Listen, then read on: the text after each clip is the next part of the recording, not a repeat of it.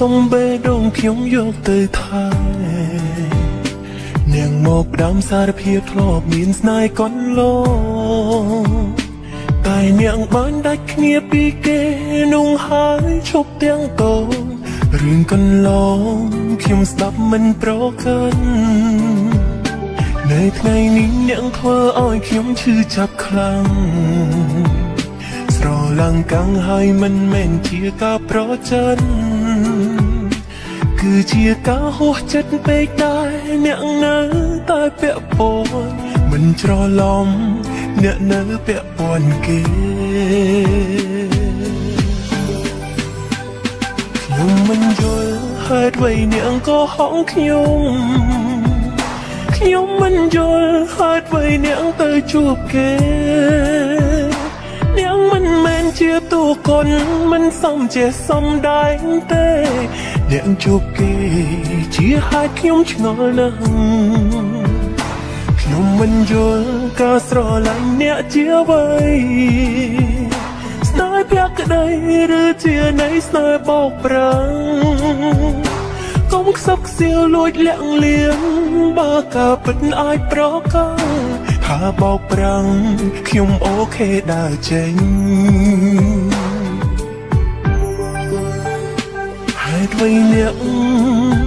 មកកុហកខ្ញុំហេតុអ្វីអ្នកមកបោកស្នេហា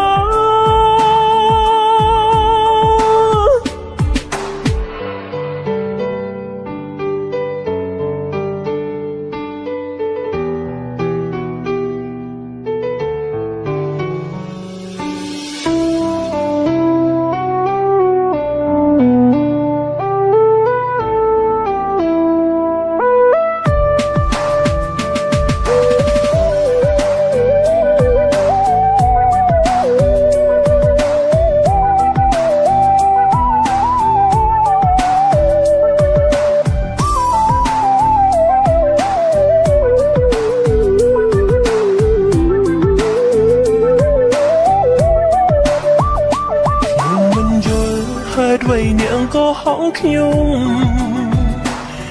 មិនយល់ហេតុអ្វីនាងទៅជួបគេនាងមិនមែនជាតួកុនមិនសមជាសំដែងទេនាងជួបគេ